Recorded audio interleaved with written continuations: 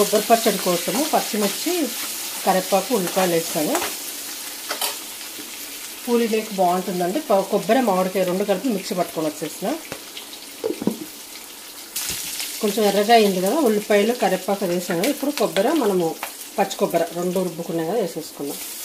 ఈ పూరీలోకి కాదండి, చపాతీలోకి బాగుంటుంది, రైస్లోకి బాగుంటుంది, ఎలా అయినా మనకు నచ్చినట్టు తినొచ్చు. కాకపోతే నేను ఈరోజు పూరీ చేశాను, అందుకని ఇలా చేసేసాను.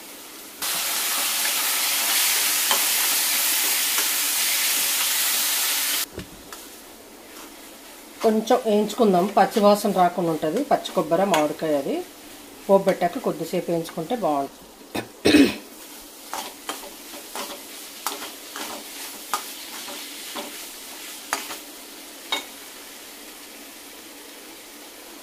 ఫైనల్గా అయిపోయింది కొత్తిమీర పచ్చడి.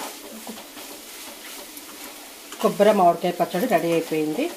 ఇప్పుడు స్టవ్ కట్టేసుకుందాం. స్టవ్ కట్టేసుకొని స్టవ్ బంద్ చేసాం కదా, ఇప్పుడు మనం ఒక బౌల్లోకి తీసేసుకుందాం.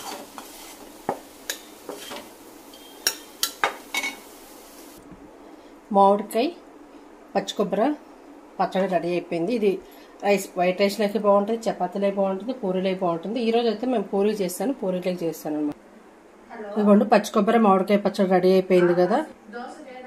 ఇది మునక్కాడ, నల్లేరు కాడలతో కర్రీ చేశానండి. చాలా బాగుంటుంది. ఇది కూడా హెల్త్కి సంబంధించింది కదా, ఎక్కువ మంది ఇష్టపడకపోవచ్చు, కానీ ఒకసారి ట్రై చేసి చూడండి, బాగుంటుంది. పైన పచ్చి కొబ్బరి తుడుముతో చేశాను, బాగుందండి, చాలా బాగుంటుంది టేస్ట్ అయితే. పూరీ అండి, పూరీ అయిపోయింది, పచ్చడి